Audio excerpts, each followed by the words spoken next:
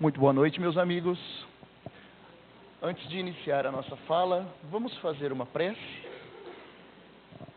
acerenando os nossos corações, elevando o pensamento a Deus e agradecendo a oportunidade de estarmos nesta casa abençoada, com trabalhadores abnegados, que nos acolhem de braços abertos, trazendo um cadinho de remédio para a nossa alma.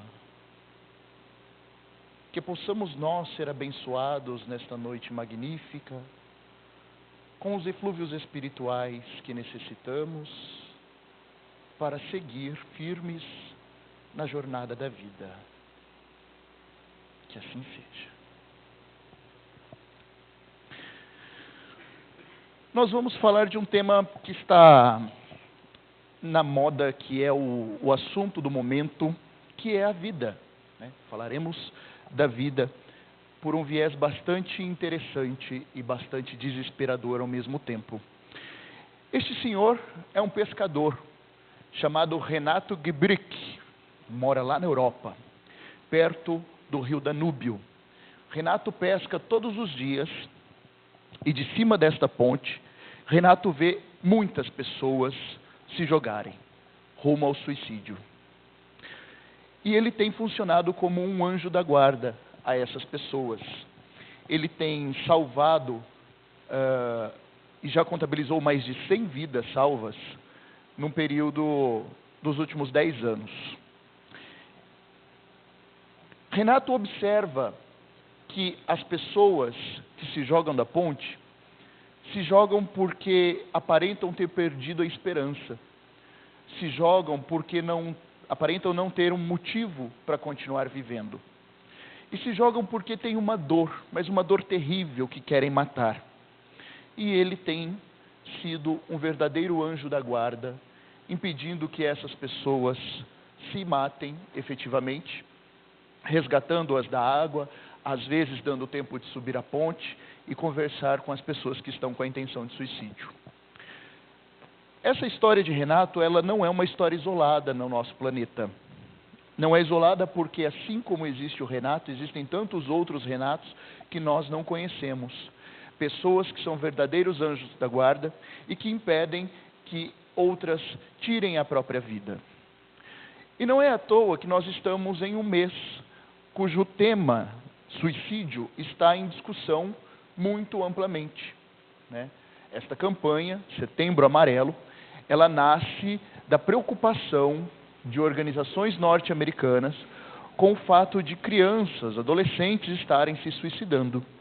Então criaram Setembro Amarelo, cujo o slogan é "Falar é a melhor solução", para que pudessem chamar a atenção à questão do suicídio, que nós vamos olhar um pouquinho de perto aqui esta noite e entender por que nós devemos valorizar a vida diante de ações desesperadas como essa.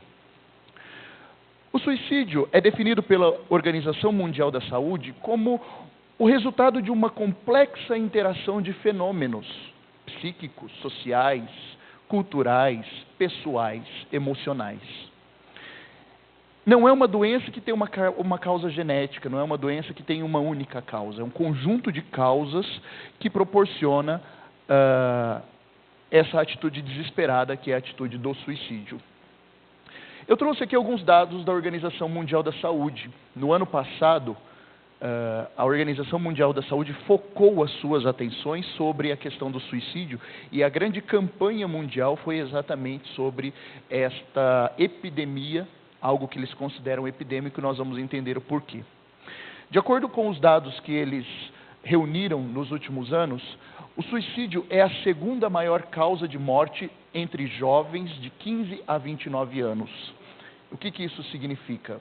Significa que uma grande parcela da humanidade, uma parcela produtiva, que teoricamente é dotada de saúde, que teoricamente é dotada de capacidade econômica, de capacidade de transformação do mundo, está deixando a vida pelas próprias mãos. O suicídio só perde para a questão da violência generalizada, como acidentes de trânsito, balas perdidas ou coisas do tipo. latrocínios, são roubos seguidos de morte. Só perde para isso. Tirando a violência, é a segunda maior causa dos nossos jovens, a ponto de chegar a 800 mil mortes por ano. 800 mil mortes por ano. É como se a população de Limeira resolvesse se matar 2,5 vezes, para vocês terem noção. Existe ainda uma incidência de 75% dos casos atrelado aos países de baixa renda. Então, o que isso significa? Que nos países mais pobres, as pessoas têm uma tendência a se suicidar. Mas isso não é regra, porque um dos campeões de suicídio estão na Europa e na Ásia. No Japão, é o segundo maior país de pessoas que se suicidam no mundo. Existem até locais específicos nos arredores de Tóquio, como florestas, que são destinadas exclusivamente a esse tipo de atitude. A maior causa da morte está aqui, exatamente nesta direção. A principal são substâncias químicas, como veneno, seguidas aí de enforcamento e de armas de fogo. São os principais métodos. E o nosso país é o 4º país em crescimento no número de suicídios na América Latina. Isso é muito grave. É algo muito grave, né? Na nossa cidade, nossa querida Limeira, que completou 192 anos no último sábado, as estatísticas até o ano de 2013 é uma crescente no número de suicídios. A gente às vezes não fica sabendo, né? E nem é interessante que nós fiquemos sabendo e que isso seja divulgado pela mídia. Mas os dados estão aí para comprovar, fornecidos pela Secretaria da Saúde. Então, cabe a gente entender quem é que se suicida, qual é o perfil da pessoa que resolve, de repente, acabar com a própria vida com as próprias mãos. A Organização Mundial da Saúde mostra que são pessoas que geralmente possuem baixa escolaridade, ou seja, não tiveram aí a oportunidade de ter uma escolaridade completa, com graduação, pós-graduação, ou coisas mais avançadas. São pessoas que geralmente não estudaram tanto. Um dado muito interessante, são os indígenas aparecer nessa pesquisa como um dos números de pessoas que mais se suicidam. E aí, quando a gente pensa em indígenas, nós não podemos pensar só no nosso país. Nós estamos falando de índios de todos os países, norte-americanos, os povos primitivos europeus, os povos primitivos asiáticos e africanos também. Então, quando a gente usa o termo indígena, significa pessoas que moram em tribos, né? E não aquela figura indígena folclórica da nossa cabeça. E a maioria são de homens com mais de 59 anos. É uma média isso, uma média mundial. Entre os homens, eles são aqueles que escolhem as formas mais violentas de tirar a própria vida, né? As mulheres fazem com uma certa suavidade, se é que é possível ter algum grau de suavidade numa situação como essa. Entre os jovens, nós tivemos um aumento de 15% em 12 anos. 15% da população mundial jovem está tirando a própria vida. Por quê? Né? Essa é a pergunta. Por que os nossos jovens estão se suicidando tanto? E a própria OMS traz, junto com o IBGE, as questões, as experiências humilhantes, cada vez mais violentas, cada vez mais abusivas e cada vez mais sem noção das consequências. Os nossos jovens partilham experiências humilhantes sem ter a noção exata do que isso pode causar em quem está sendo humilhado. Os conflitos interpessoais, que todos nós passamos naturalmente na juventude e que muitos não conseguem lidar, também são causas para a questão do suicídio nos jovens. A falta de perspectiva de vida, cada vez mais crescente em países competitivos, em países com alta tecnologia. Os jovens não encontram emprego, não encontram um projeto de vida, então criam para si um projeto de morte. E aí levam a cabo esta ideia. E o cyberbullying, que para quem não sabe, é o famoso bullying, a famosa humilhação feita por meio das redes eletrônicas, das redes sociais.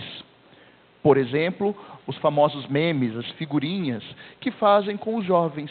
Às vezes um amigo pega aquela fotografia que a pessoa saiu meio assim com careta, cria lá uma frase que aparentemente é engraçada e compartilha isso via WhatsApp, via Facebook, e isso se torna um viral, ocasionando o cyberbullying, né? Também proporcionado pela falta de segurança na internet. Então, pessoas que têm uma experiência negativa com esse tipo de situação também têm há registros de que o gatilho principal do suicídio teria sido esse. Os idosos também estão crescendo, né? Preocupantemente crescendo. Um aumento de 27% aí nos últimos 12 anos, no período que a OMS pesquisou essa questão. Nós temos 27% de idosos tirando a própria vida, porque estão cansados, porque não têm perspectiva, porque falta a família, porque falta aspectos da boa vida na terceira idade, né? É alarmante. Além disso, estão somadas as causas que tiram a vida dos idosos, a depressão, as doenças crônicas. Então, muitos querem abreviar o sofrimento, né? Pensam que tirar a própria vida diante de uma doença, de um câncer, alguma coisa assim, tira-lhe e poupa-lhe o sofrimento. E muito, muito pela questão do isolamento social. Por incrível que pareça, os nossos idosos estão sozinhos, né? E cada vez mais isolados. Existem casos, obviamente, de exceções de comunidades de idosos em que eles se juntam, em que eles conseguem construir um propósito de vida e caminhar a contento, né? Mas, no sentido geral, ainda está bastante tenso o cenário. E por quê? Né? Por quê? O que leva uma pessoa a tirar a própria vida? O que causa um ato de desespero como esse? Como eu falei, não existe uma única causa para o suicídio. Existem várias. E cabe-nos, na qualidade de espíritas, olhar para essas causas e entendermos como é que nós podemos, socialmente, ajudar a driblá-las e valorizar a vida. Este é o nosso papel. Então, nós olhamos um pouquinho mais de perto. O que acontece? Em um livro que se chama Viver Sempre Vale a Pena, que circulou o ano passado no Clube do Livro Espírita, o espírito Eduardo, um jovem espírito, ele está trabalhando em uma unidade de atendimento a suicidas, de prevenção ao suicídio, no plano espiritual. Então, ele com alguns amigos socorrem e tentam impedir no plano espiritual que as pessoas se suicidam. O livro é muito interessante, porque são N casos narrados, alguns com sucesso de prevenção, outros sem o sucesso de prevenção, e as pessoas acabam tirando a própria vida. Então, ele está exatamente nesse departamento de prevenção. E ele nos conta, do ponto de vista espiritual, que em todos os nossos problemas, em todas as nossas angústias, reside uma ignorância das leis divinas. Uma ignorância do ponto de vista espírita, do ponto de vista do entendimento racional, do ponto de vista da fé raciocinada. As pessoas que passam pelos tormentos da vida, elas o passam porque não têm a fé viva e a capacidade de lidar com esses problemas. Ignoram as leis de causa e efeito, ignoram a lei de justiça, a lei de amor, a lei de caridade, a lei de destruição, a lei de conservação, coisas que nós espíritas compreendemos relativamente bem, ou estamos começando a compreender bem. Isso não significa que os espíritas não se suicidam, porque eventualmente a gente vê um ou outro cometendo esta atrocidade. Mas está aqui uma das razões. No conjunto de razões que nós temos, uma delas está no desconhecimento das leis divinas. Ainda que essas leis, como diz o Livro dos Espíritos, está cravada nas nossas consciências. Ainda que todos nós tenhamos o germen dessas leis, no mais profundo e no mais íntimo do nosso ser. é que talvez não tenha despertado, né? E o Eduardo explica isso. E vai dizer ainda que a falta de crença em um ser superior torna o ser humano desesperançado. A falta de crença em um ser superior torna o ser humano desesperançado. Isto é, não faz sentido a vida. E aí, se não faz sentido, se não tem ninguém olhando por mim lá em cima, eu não tenho esperança. É assim que as pessoas pensam quando estão neste estado lamentável da saúde psíquica. Isso ajuda a agravar a crise. A falta de amor, principalmente a falta de amor próprio. Existem criaturas que não conseguem se amar, que não descobriram as suas potencialidades, as suas riquezas, e não conseguem se dar um alto valor, uma autoapreciação, capaz de fazer com que a vida flua no ritmo natural e capaz de fazer com que as tormentas da vida sejam enfrentadas com tranquilidade. Então, a falta de amor, tanto do outro para comigo, ou de mim para comigo mesmo, é uma das causas do suicídio. As duas maiores chagas da humanidade, o orgulho e o egoísmo, que são muito proporcionados pela falta de amor. Se eu não consigo amar, eu serei egoísta, porque só olho para mim, não olho para a necessidade do outro. E sou orgulhoso, porque acho que não preciso de ajuda. Penso que o meu estado é natural. E isso não me faz pedir socorro. As pessoas que têm tendência suicida, elas têm muita, mas muita dificuldade de pedir socorro. Muita dificuldade de pedir ajuda. E quando o fazem, é o último sinal de que elas queriam ajuda. Daí não tem mais volta, né? Pelo menos não nessa encarnação.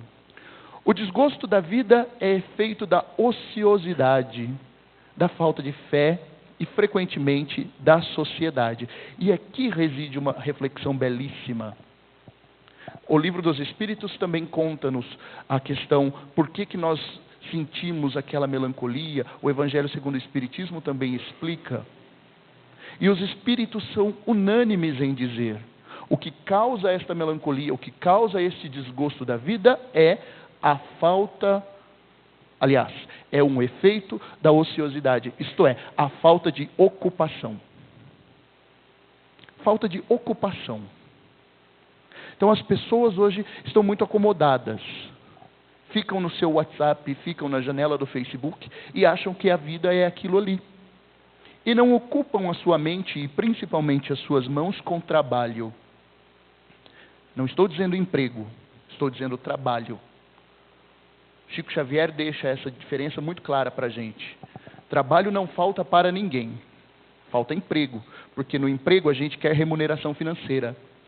E o trabalho, segundo a antropologia, é toda atividade que nós fazemos que é capaz de interferir no meio social em que nós vivemos. Então nós podemos fazer muito trabalho, no sentido físico da coisa, no sentido psíquico da coisa. As instituições de caridade nos convidam o tempo todo ao trabalho. Os hospitais, as creches, os asilos, o centro espírita, a igreja evangélica, a igreja católica. Nós temos um mar de possibilidades, mas a gente prefere ficar na ociosidade. E aí, quando a gente fica ocioso, vira como uma poça de lama, em que o lodo cresce. Uma das frases que estava passando agora, enquanto havia a leitura, dizia exatamente isso. A água parada cria lodo, apodrece. Assim somos nós. Se a gente fica parado, nós apodrecemos. Nós criamos algo dentro de nós que é difícil tirar depois. E ocasiona a falta de fé. A descrença em um ser superior aliada à falta de fé. Então eu não acredito que as coisas possam melhorar. Talvez eu não tenha aprendido isso. Talvez ninguém tenha me ensinado isso, né? E frequentemente da nossa sociedade. Isso é interessante. Uma sociedade que cada vez mais, apesar das perspectivas e da esperança que os grandes filósofos pregam, cada vez mais está ensimesmada. Uma sociedade que é a sociedade do repolho, que vai se fechando, que vai se enclausurando. Cada indivíduo vai virando um repolho durante a vida, fechando-se nas próprias camadas, cobrando dos outros algo que não consegue dar. É esta sociedade, as suas cobranças, que tornam o suicídio uma das saídas. Nós vemos muitas pessoas se suicidarem por questões econômicas. O meu avô conta que na década de 30, quando houve lá o crash de Nova York, a bolsa de Nova York quebrou e milhares de pessoas perderam suas plantações de café e outras coisas mais, muitas pessoas se suicidaram naquela época, porque apostaram toda a vida na riqueza material. E não é raro o que nós vemos hoje, né? Os Estados Unidos, da crise de 2008 para cá, enfrentou um grande boom de suicídios por questões econômicas. Inclusive até com suicídios sendo transmitidos pela TV ao vivo na década de 70. Não porque a TV queria mostrar, mas porque o ato desesperado da pessoa foi tão grande que isso acabou acontecendo.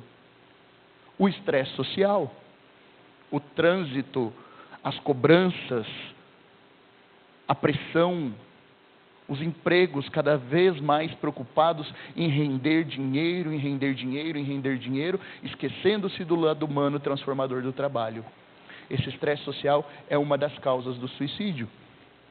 Os nossos relacionamentos conturbados na família, na sociedade, nos empregos, também são causas.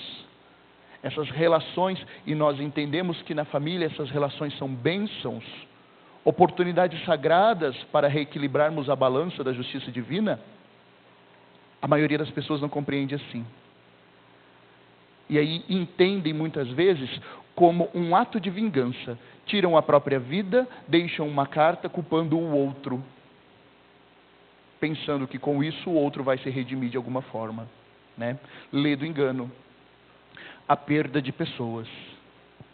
Nós espíritas temos o privilégio de entender que a vida continua e que a perda das pessoas amadas, ela é temporária. Quem tem a verdadeira fé no espiritismo crê nisso. Quem compreende a lição que está lá no Evangelho segundo o Espiritismo, chamada O Ponto de Vista, e tem a fé no futuro, tem essa certeza. Mas há muitas pessoas que não têm. As pessoas que acreditam que vão morrer e esperar o juízo final, ou que acreditam que morreu, acabou, não sabem lidar com a perda dos entes queridos. Eu tenho uma amiga de infância, o pai dela morreu muito novo, quando éramos pré-adolescentes. Até hoje, esta minha amiga não se recuperou da perda do pai. Pasmem. Até hoje. Isso já faz mais de 20 anos. Porque não aprendeu a perder. Desconhecimento das leis divinas. Não sabe que existe a vida após a morte. Não sabe que a vida continua. E está presa a um passado que não tem volta. A orientação sexual é uma das causas de suicídio, principalmente entre os adolescentes, que estão se descobrindo, que estão enfrentando as suas provas e expiações, que estão experimentando as sensações do sexo masculino ou do sexo feminino em corpos que são do sexo contrário. E aí não conseguem se ajustar, não conseguem lidar com essas emoções. E o pior de tudo, às vezes a família, os amigos não conseguem aceitá-los como eles são. E o que acontece com essas pessoas? Tiram a própria vida. Acabam com a própria vida. É uma das causas. As doenças, como nós falamos, nos idosos, algumas pessoas têm a ilusão de que abreviar a vida diante de uma doença grave é uma das melhores saídas. E não é bem assim que funciona. A loucura ou as perturbações mentais, quer sejam patológicas, quer sejam por processos obsessivos, também leva ao suicídio. As drogas. Quantas overdoses nós vemos, principalmente nos artistas, né? Muitos ídolos nossos morreram de overdose. Cazuza já dizia, meus heróis morreram de overdose e os nossos inimigos estão querendo subir ao poder. As drogas matam, direta ou indiretamente. Então é preciso observar essas causas e entender como elas se movimentam para que a gente possa agir na prevenção disso. Mas antes de pensar na prevenção, nós precisamos entender alguns mitos que existem acerca do suicídio, que são muitos, né? Às vezes nós não nos damos conta. Por exemplo, o mito de quem fala sobre o suicídio não fará mal a si próprio, pois quer apenas chamar a atenção. Não. A pessoa que fala, que bom que ela fala do suicídio, porque ela está gritando por socorro. Não é frescura. Não quer chamar a atenção. Se o indivíduo tem uma tendência negativa, uma tendência depressiva, e começa a colocar na roda esses discursos de que quer tirar a própria vida, ele está gritando por socorro. Aquelas pessoas falam, eu vou me matar, e ninguém leva a sério, uma hora ela pode se matar. Ela pode tentar. Então é preciso estar muito atento a isso. O suicídio sempre acontece, é sempre impulsivo e acontece sem avisos. Nem sempre. Como eu disse, as pessoas avisam. Elas dão sinais. E às vezes a gente não está atento. A gente não está atento ou porque não quer estar atento, quer ignorar o problema. Fala, isso aí vai passar daqui a pouco. É frescura, quer chamar a atenção. Ou simplesmente porque a gente está tão enclausurado em nós mesmos que nós não conseguimos dar atenção para o outro. A gente não consegue prestar atenção naquilo que o outro está precisando. E aí as coisas acontecem. Os suicidas querem mesmo morrer. Isso também é um mito. Eles não querem morrer. Eles querem curar a dor. E o ato de tirar a vida é um ato desesperado, pensando que a dor vai acabar. E nós que somos espíritas sabemos muito bem que não acaba. Ao contrário, se agrava muito mais, né? Então eles não querem morrer. Não. Gritam por socorro porque querem viver e precisam do apoio para isso. Quando as pessoas mostram sinais de melhoria do seu comportamento suicida, ou sobrevive a uma tentativa de suicídio, ela já está fora de perigo. Isso também é mito.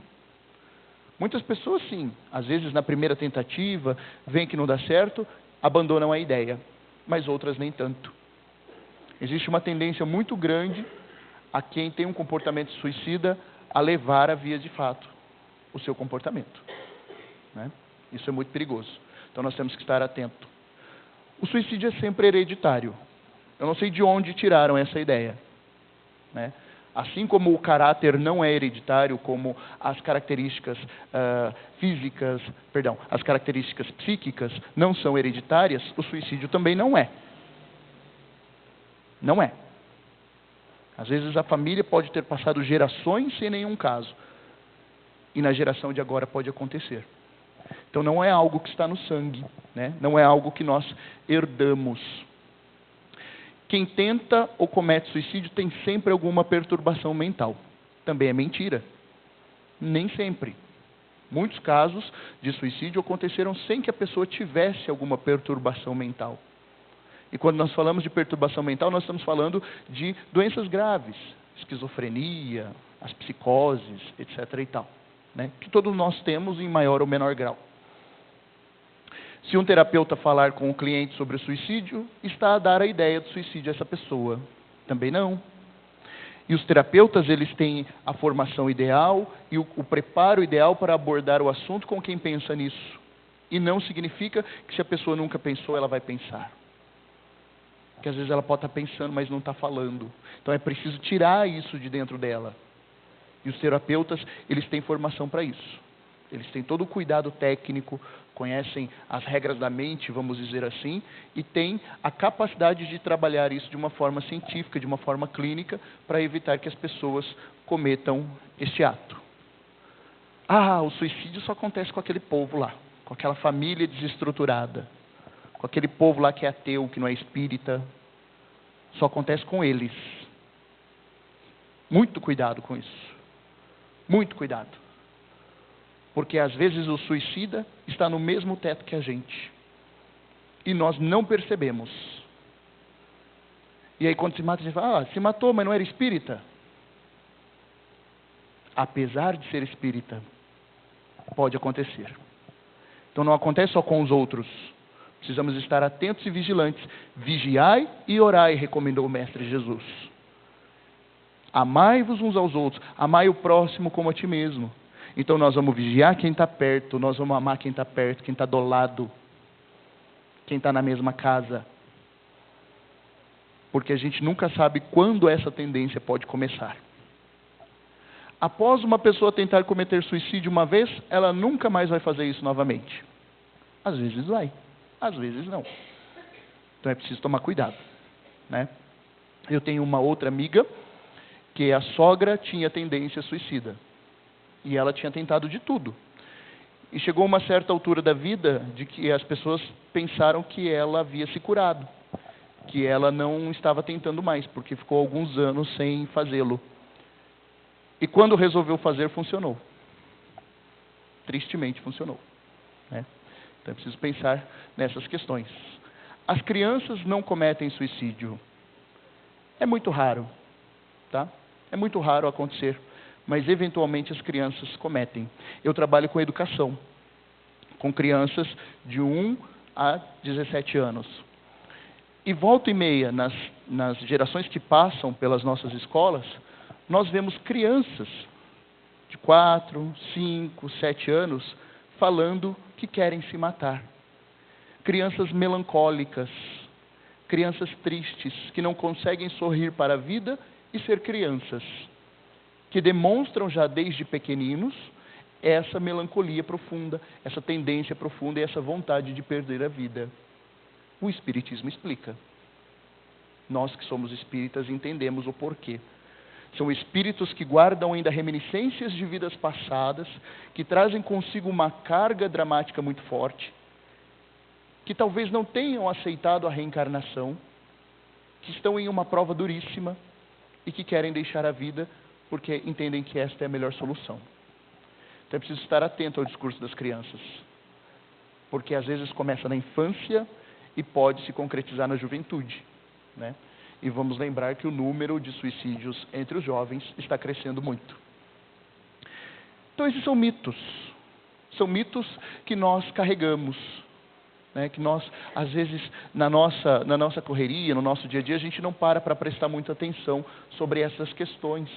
E é preciso olhar para elas, né? É preciso desconstruir algumas ideias, repensar melhor sobre o assunto, a fim de que a gente possa, de fato, ajudar e prevenir essa questão.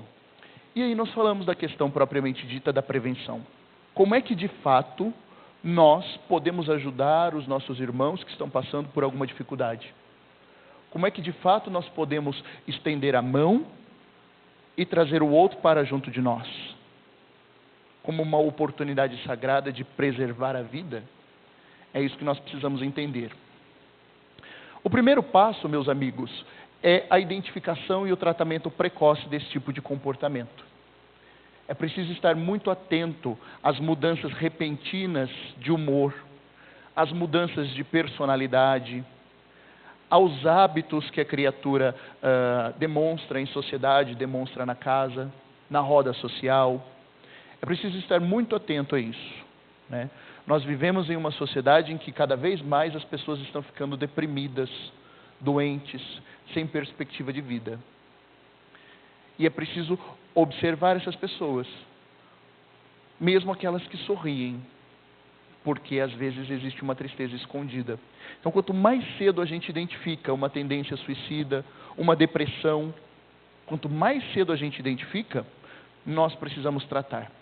Buscar ajuda especializada, com psicólogos, psiquiatras, tentar compreender o que se passa na saúde mental dos indivíduos, a fim de poder ajudá-los. E quanto mais cedo a intervenção, mais chance de sucesso a gente tem, né?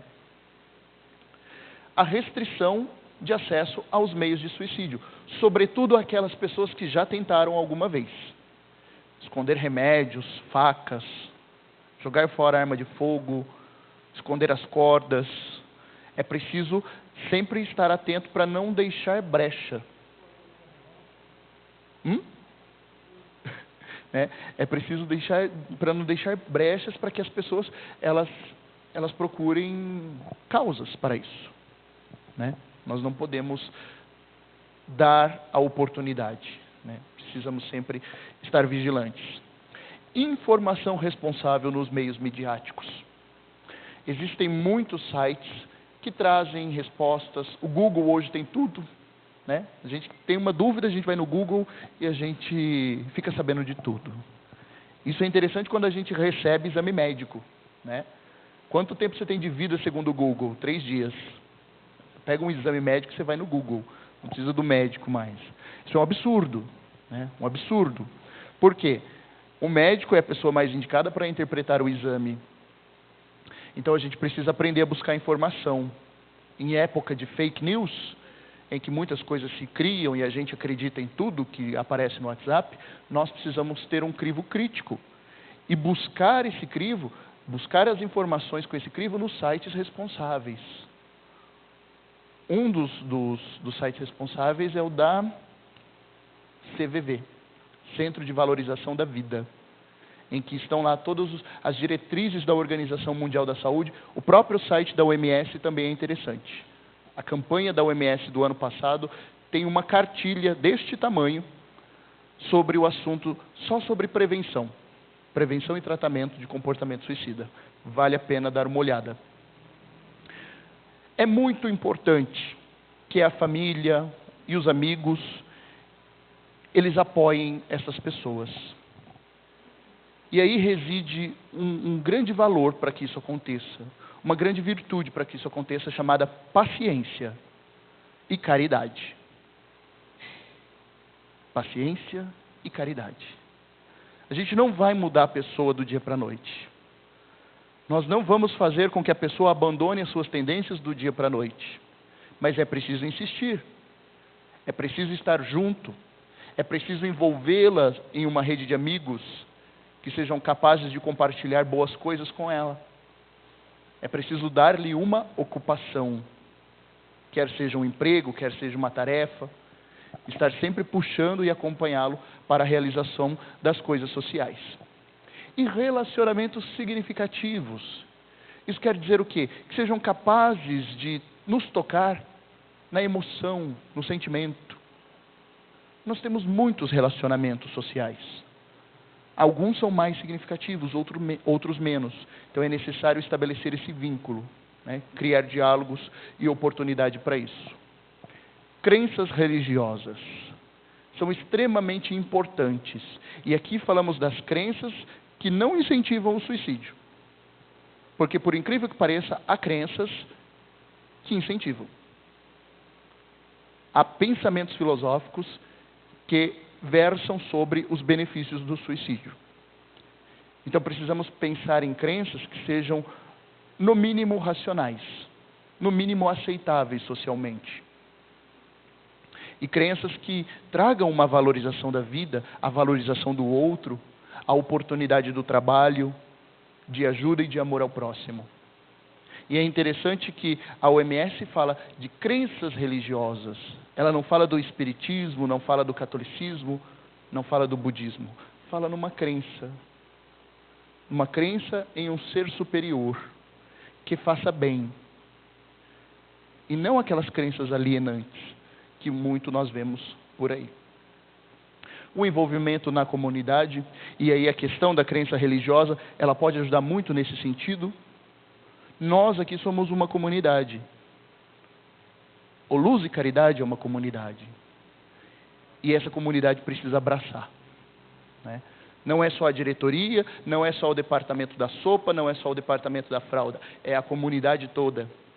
Somos todos nós que de forma fraterna temos que trazer para perto essas criaturas que estão sofrendo. A integração social através do trabalho e do uso construtivo do seu tempo de lazer. Cada vez mais raro, cada vez mais escasso o lazer. Eu tenho uma amiga que mora na Áustria, filha de brasileiros, mas ela é austríaca. E nos conhecemos muito cedo, numa visita que ela fez ao Brasil.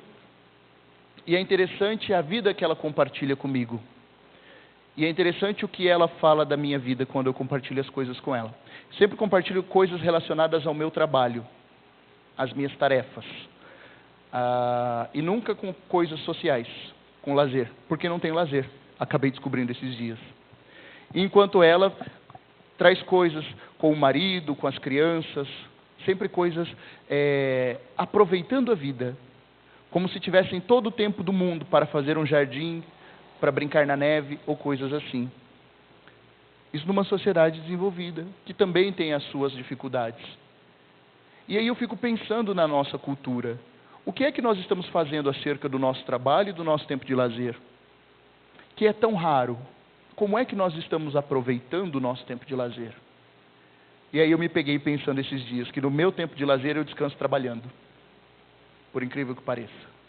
Né? É preciso repensar isso. É preciso reorganizar a vida, para que o nosso tempo de lazer seja de fato construtivo. O Emmanuel nos recomenda leituras edificantes. André Luiz nos recomenda o trabalho incessante. E o que estamos fazendo com o nosso lazer? Né? Quase não o temos, e quando temos, ele é muitas vezes ocioso ou improdutivo. O acesso a serviços e cuidados de saúde mental. Isto é muito necessário. A rede pública de saúde tem, apesar de todas as dificuldades que nós sabemos, eles têm condições de atender essas pessoas. E há muitas casas espíritas, evangélicas, católicas, que prestam o nosso chamado atendimento fraterno. Que não é, obviamente, com especialistas, mas que pode, em uma conversa, identificar a necessidade, e nós sempre temos um contato. Né? Nós sempre conhecemos alguém que conhece alguém que conhece alguém. Então vamos usar isso, não para fazer corrupção, não para fazer lavagem de dinheiro ou coisas assim, mas vamos usar isso para o bem. Então, se eu trabalho na casa espírita, no atendimento fraterno, e me vem uma criatura em depressão, com esse tipo de tendência, certamente a casa espírita conhece um psicólogo, ou conhece alguém que conhece um psicólogo, e conhece alguém que conhece um psiquiatra, e essa rede precisa ser mobilizada. Ainda que o nosso serviço público de saúde não dê conta disso, de maneira satisfatória. Mas a gente pode dar um jeito. Né? Então, o nosso jeitinho brasileiro, vamos usá-lo para o bem. Vamos usá-lo para aquilo que é, de fato, importante. E é preciso entender ainda, meus amigos, que as pessoas têm livre-arbítrio. As pessoas têm livre-arbítrio. E nós não somos donos de ninguém. Ninguém nos pertence.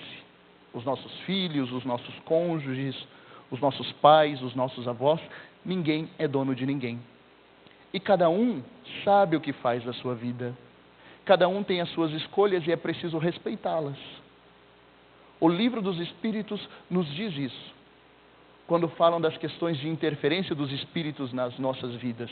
Eles nos intuem, eles nos protegem, eles nos orientam. Mas quem decide somos nós. Cabe-nos somente a nós decidir aquilo que queremos ou aquilo que não queremos. E ainda que nós pensemos nesse sentido, é interessante refletir na questão 944, cuja resposta é: só Deus tem o direito de dispor da vida. O suicídio voluntário é uma transgressão às leis de Deus.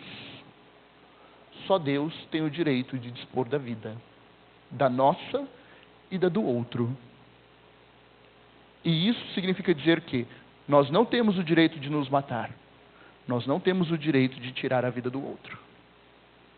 E o suicida, quando ele tira a própria vida, ele não tira só a sua vida. Em um ato egoísta, ele tira a vida de quem está à volta. Tira a vida de uma mãe, tira a vida de uma esposa, dos filhos, tira parte da vida dos amigos. E nós não temos esse direito. E apesar de não ter esse direito, nós temos que entender que o livre-arbítrio existe e que a lei de causa e efeito está aí para ser cumprida. E quem o faz, com certeza, deverá se reajustar diante da lei de causa e efeito. Né? Infelizmente, é assim. Ou felizmente, na verdade. Na questão 597, que pergunta: qual é o destino do suicida? Ele vai dizer o seguinte, que é uma consequência da qual ele não pode fugir, é o desapontamento. Porque ele pensa que a vida vai acabar. Ele pensa que a dor vai deixar de existir. Mas não deixa. Ao contrário, ela se agrava. As penas se agravam. Então é preciso pensar sobre essas questões, né? É preciso buscar esclarecimento na doutrina, a fim de que nós possamos orientar estas pessoas. A vida é, portanto, um tesouro a ser preservado. Se nós temos a bênção de estarmos aqui hoje refletindo sobre essas questões, é porque é necessário que a gente faça essa reflexão. É necessário que a gente busque o entendimento, que nós consigamos interpretar aquilo que acontece à nossa volta à luz da doutrina espírita, à luz das leis divinas e das leis naturais. Deus nos deu um grande tesouro. A beleza que brota da terra, esta é a vida. A vida que anima o corpo, e o corpo, olhando do ponto de vista material, a gente não precisa nem fazer uma reflexão profunda nas relações para o espírito, mas olhando do ponto de vista material, ele é uma máquina perfeita, perfeita, que não consegue ser imitada. Nós somos movidos por uma bomba cardíaca que leva à vida as mais microscópicas células do nosso corpo, da nossa organização, de forma autônoma. Não tem bateria, não carece de energia solar. Ela funciona. Funciona porque Deus o permite. Nós temos um sensor que é capaz de detectar criaturas minúsculas, como aquelas formiguinhas que a gente não enxerga sem óculos, andando pelo nosso corpo. Um sensor que nos dá a sensação do outro, a proximidade do outro, que nos faz sentir carinho, que nos faz sentir amado. Esse sensor se chama pele. É o maior órgão do corpo humano. Ele nos abriga do calor, nos abriga do frio, controla a temperatura dos nossos órgãos e o funcionamento disso tudo. Nós temos os pulmões, que são filtros de oxigênio, que fazem com que o nosso sangue seja irrigado e a alimentação chegue às nossas células. Sem oxigênio nós não vivemos. E como se não bastasse fazer toda essa transformação físico-química, ele expele as nossas impurezas na forma de gás carbônico. Olha que interessante. Estamos só olhando do ponto de vista da ciência. Nós temos uma língua que nos dá a capacidade de comunicação com o outro, de levar a palavra amiga, de levar a palavra doce, de dizer eu te amo. Uma língua que é capaz de sentir os sabores da natureza. E quantos sabores nos são oferecidos? Alguns de sabores também, mas é preciso prová-los. É preciso sentir o amargo da vida para valorizar o doce. É um órgão sensitivo. Nós temos um sistema de scan como nenhum outro tem. Tudo bem que às vezes dá uma desreguladinha, a gente tem que pôr uma lentezinha aqui para conseguir enxergar bem. Mas não há outra coisa na natureza capaz de abraçar com os olhos a beleza, a alma das outras pessoas. É perfeito. Os olhos são a janela da alma. E nós podemos reconhecer algumas características do espírito pelos olhos. Isso está lá em O Livro dos Espíritos. E tudo isso é controlado por uma máquina sem igual. Por um hardware misturado com software, que faz uma ligação fantástica, chamada cérebro, que é insubstituível.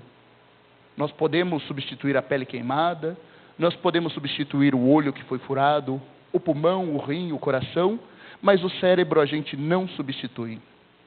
É ali que o nosso espírito se liga ao corpo físico, é ali que nós recebemos toda a instrução que nos é necessária para conviver com o outro, para falar, para amar, para servir. É o cérebro que comanda esta carcaça toda que um dia vai se desfazer e deixar com que o espírito siga livre. É por isso que nós devemos valorizá-lo. Não há outro igual na natureza. Não há. Cada um de nós somos únicos. Cada um de nós temos uma percepção diferente daquilo que nos cerca. Então é preciso valorizar isso. É preciso cuidar muito bem disso e agradecer a Deus pela oportunidade de estarmos aqui hoje. E como se não bastasse, é um mecanismo capaz de gerar outro mecanismo semelhante: a vida. Olha que interessante.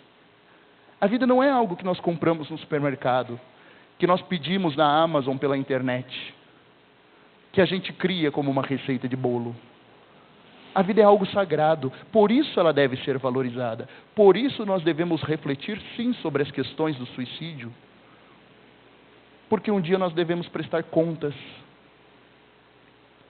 Nós precisamos instruir os espíritos que nos são colocados no caminho, na forma de filhos, na forma de familiares.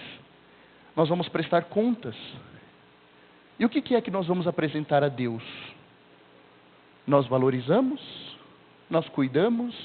Ou nós desperdiçamos esta bênção sagrada? E eu gostaria de encerrar com esta frase de Mateus: onde está o teu tesouro, aí estará o teu coração. E se o teu tesouro estiver sobre a tua vida, sobre a vida do teu irmão, à luz daquilo que Jesus nos ensinou, o nosso coração estará como o coração de Deus, em tudo e em todos. Fiquemos em paz e que Jesus nos acompanhe.